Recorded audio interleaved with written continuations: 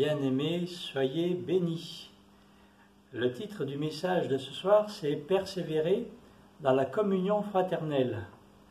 Alors, c'est un titre un petit peu bizarre, puisque actuellement, et depuis 1 an et demi, on nous a dit « Arrêtez toute communication avec les autres ». Et pourtant, je crois que le Seigneur nous appelle à persévérer dans la communion fraternelle.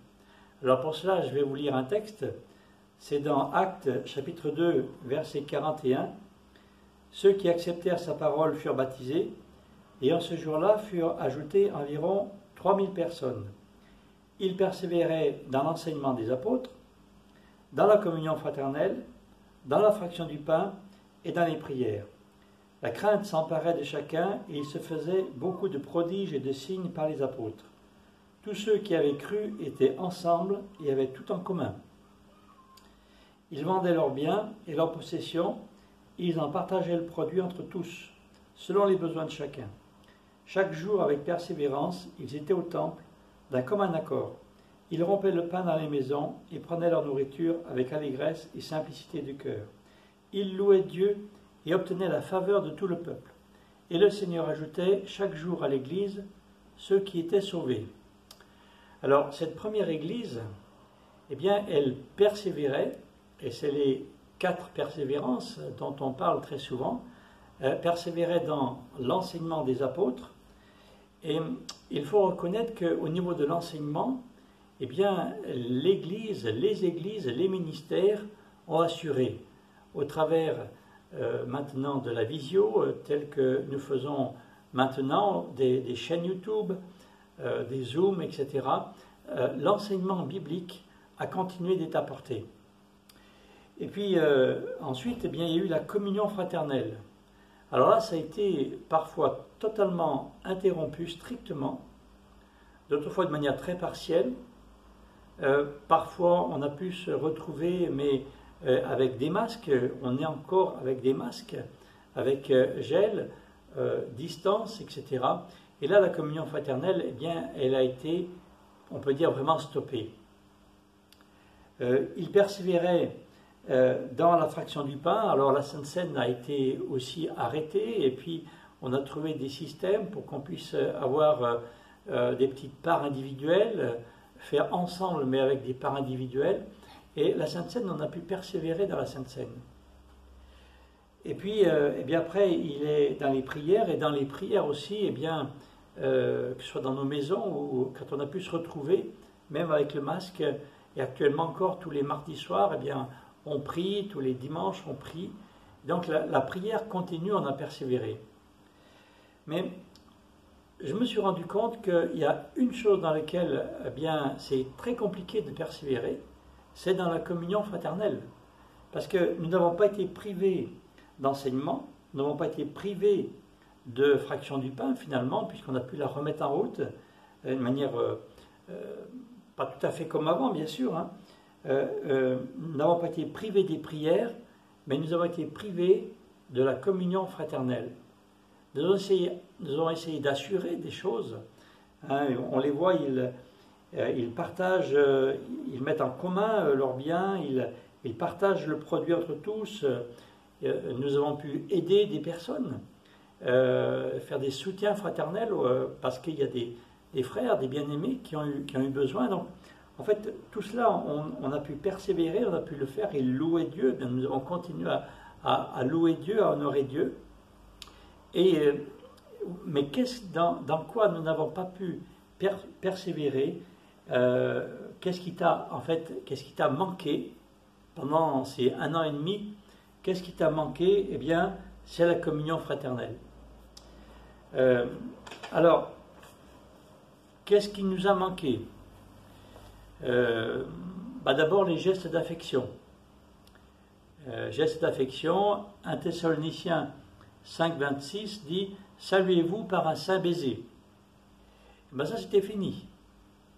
Ça fait 1 an et demi que quand on arrive, eh bien, on ne peut plus se saluer, s'embrasser, se serrer la main, se prendre dans les bras, même sourire, eh bien, on ne peut plus parce qu'on a les masques.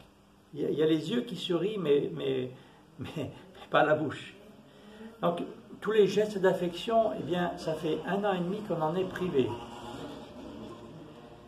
Les mises en commun, eh bien, les conversations ont été limitées. On nous a demandé, et on a demandé, à ce que, eh bien, on ne pouvait pas se réunir dans le local, dehors. Il fallait pas qu'il y ait de groupe, etc. Et donc, les conversations ont été extrêmement limitées ou parfois totalement suspendues.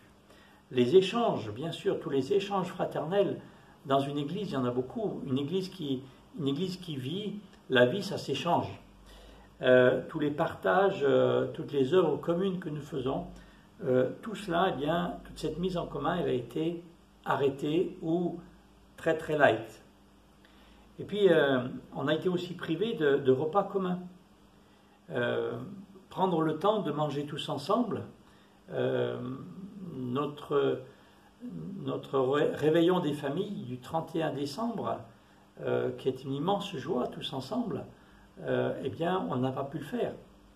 Et donc, il y a toute cette communion fraternelle, nous en avons été privés. Je crois que c'est ça qui nous a le plus manqué.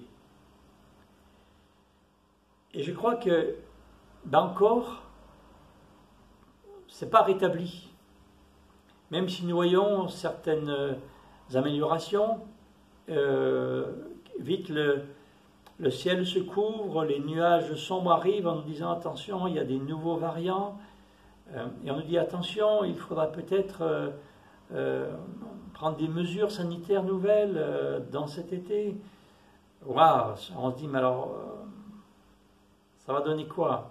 On libère un peu et on relâche et on reprend après. Parce qu'en fait, la communion fraternelle, bah oui, on est obligé de la réduire ou de totalement l'arrêter. Pourquoi? Parce que c'est par la communion fraternelle que se transmet le virus. Hello! C'est par la communion fraternelle que se transmet le virus. Donc on a bien été obligé de couper, d'arrêter la communion fraternelle.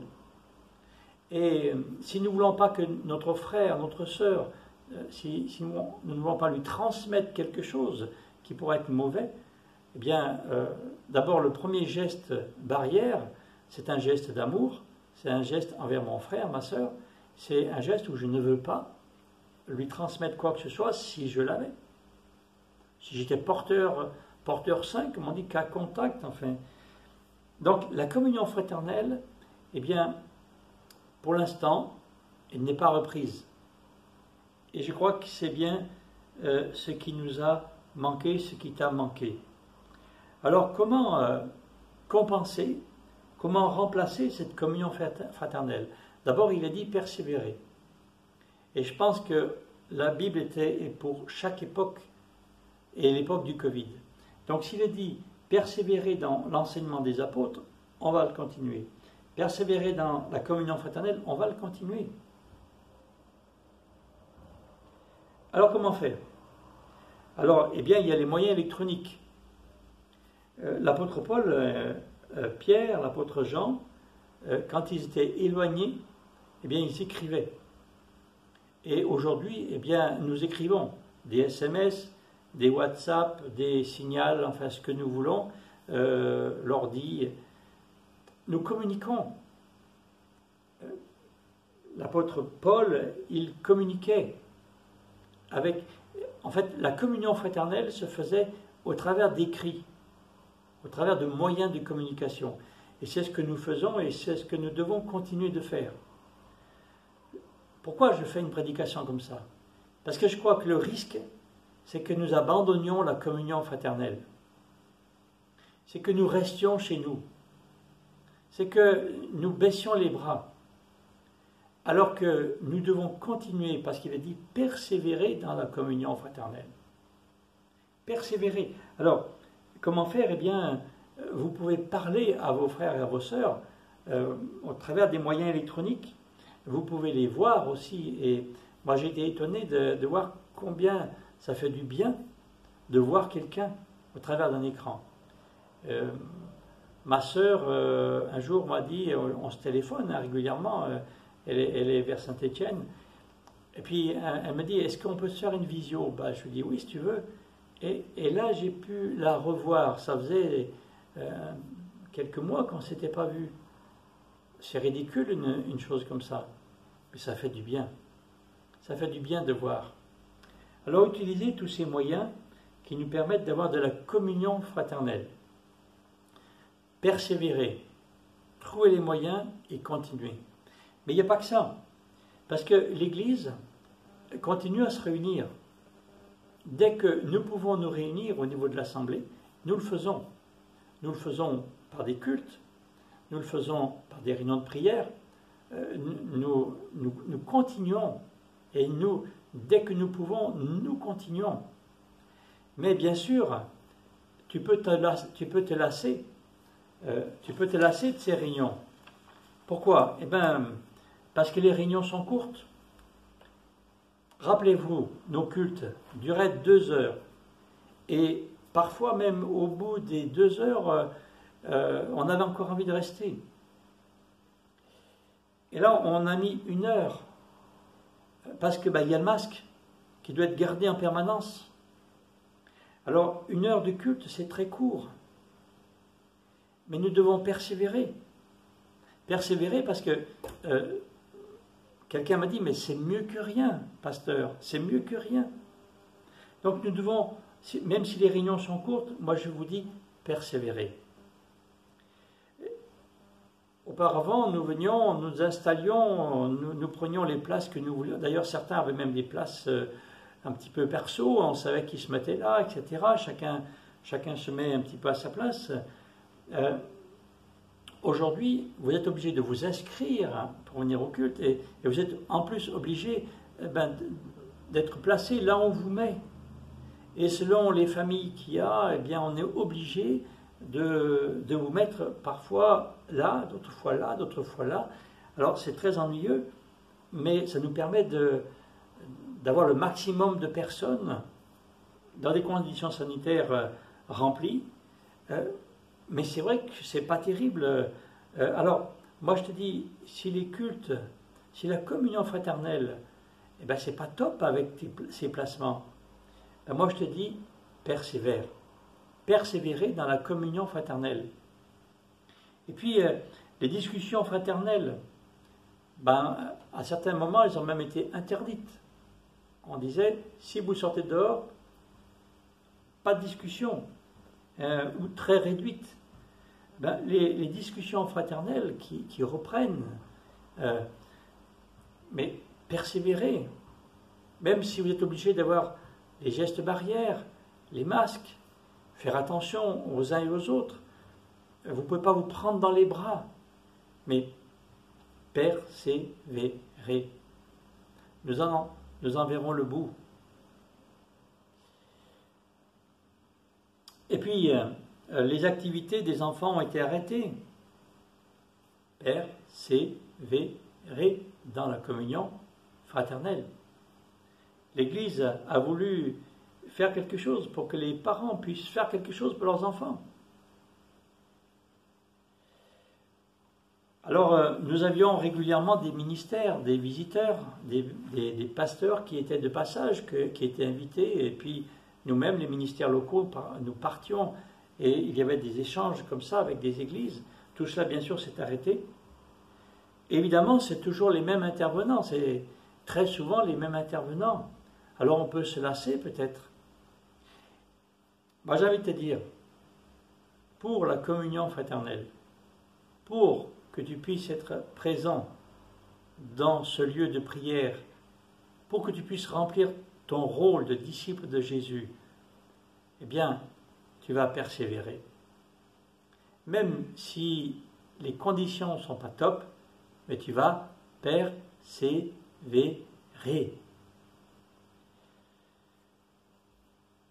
Les repas arrêtés, les discussions masquées, tout ce dont tu as été privé depuis 1 an et demi, et qui s'ouvre un petit peu et qui va peut-être se refermer. Tout cela, même si tu n'avais plus que ça, tu vas continuer, tu vas persévérer. Certains disent, mais ce n'est pas comme avant. L'Église, elle n'est pas comme avant. La fraternité, l'amour que l'on ressentait, ce n'est pas comme avant. Ben oui, c'est vrai, ce n'est pas comme avant. Ce n'est pas comme avant. Ben, tu vas persévérer. Tu vas persévérer parce qu'il y a un jour où ce sera mieux qu'avant. Mieux qu'avant. Le risque, c'est que des frères et des sœurs restent finalement chez eux et n'en bougent plus. Peut-être que toi qui écoutes et qui regardes ce message, tu ne bouges plus de chez toi. Moi, je vais t'interpeller, te dire, allez, il persévérait dans la communion fraternelle, il persévérait dans l'échange avec les autres, il persévérait dans les réunions, dans cet ensemble de prières où nous sommes. Il persévérait dans les prières. Ce n'est pas la prière, c'est les prières. C'est-à-dire il y a toutes sortes de prières, et notamment les prières communes. Alors, le danger, c'est que si tu es assis et un peu découragé spirituellement, 1 an et demi, c'est long, eh bien, moi je te dis, reprends courage, parce qu'il faut encore persévérer. Nous n'avons pas vu le bout de cette pandémie, de tout ce qui est en train de se passer. Nous n'avons pas vu encore le bout. Tu dois persévérer. Tu es un disciple de Jésus, tu dois persévérer. Alors pourquoi persévérer ? Bien, nous avons lu tout à l'heure, à la fin du texte, « Et le Seigneur ajoutait chaque jour à l'Église ceux qui étaient sauvés. » Pourquoi il faut persévérer ? Parce que nous accompagnons des personnes qui, pendant la pandémie, sont venues à Jésus, dans notre Église. Et ces personnes-là, elles ont besoin d'être accompagnées, elles ont besoin d'être entourées. Et elles sont entourées par qui ? Elles sont entourées par nous tous, par toi en particulier. Tu as quelque chose à leur transmettre. Ils ont besoin de te voir, de t'écouter prier. Ils ont besoin de te voir simplement en tant que disciple fidèle et persévérant. Ils ont besoin de modèles, ils ont besoin d'images. Eh bien, oui, nous sommes faits à l'image de Dieu. Nous sommes maintenant, cette image, Jésus était l'image, mais nous aussi, nous sommes une image pour ces nouveaux convertis. Et nous allons faire des baptêmes. Et puis, il y a des personnes qui étaient sans église, qui nous ont rejoints, ou d'autres ont déménagé. Eh bien, ces personnes, nous devons les accompagner. Donc, il faut que tu persévères, parce qu'il y a des gens qui s'ajoutent à l'église, des gens sauvés qui s'ajoutent à l'église. Et tu dois prendre part à cela. Il faut persévérer parce qu'il y a des personnes que tu peux amener au Seigneur, toi, en ce moment, alors que les conditions ne sont pas du tout remplies. Mais à cette époque-là, rappelez-vous, Jésus venait d'être crucifié. Les apôtres se cachaient. Et ils étaient en danger de mort, franchement en danger de mort. Et quand ils sortent pour la première prédication, finalement en public, là, quand ils prennent la parole, quand Pierre prend la parole et que les autres sont tous là, ils se mettent en véritable danger de mort. Et pourtant, dans une situation aussi terrible, ils auraient pu rester planqués, mais non, ils avaient reçu la vie de Dieu qui leur disait « vous allez gagner d'autres personnes ». Et bien dans ce temps de pandémie, dans ce temps exceptionnel, dans ce temps où tout ne va pas comme tu veux, tu peux gagner des âmes à Christ. Et c'est ça qui est important. Après que tu n'aies pas ton confort et que tu ne puisses pas communiquer avec les autres, que tu ne puisses pas faire ceci, cela, bon, ok, c'est moche, mais tu n'as pas envie de gagner d'autres personnes à Christ, c'est pas ça le plus important. Est-ce que tu penses à ton confort ou est-ce que tu penses à l'œuvre de Dieu ? Est-ce que tu penses à ton confort ou est-ce que tu penses à l'appel que Dieu adresse à des personnes et qu'il voudra diriger vers toi. Le Seigneur ajoutait chaque jour à l'Église ceux qui étaient sauvés. Voilà ce qui me fait persévérer. Voilà ce qui me fait persévérer au milieu de tellement de choses compliquées, difficiles, qui sont changeantes, qui changent constamment. Mais parce qu'il y a des hommes et des femmes qui viennent à Jésus dans ces moments-là, parce qu'il y a des brebis qui ont besoin, tu dois être là, je dois être là. Nous devons continuer à persévérer. D'autres personnes vont encore s'ajouter à l'Église.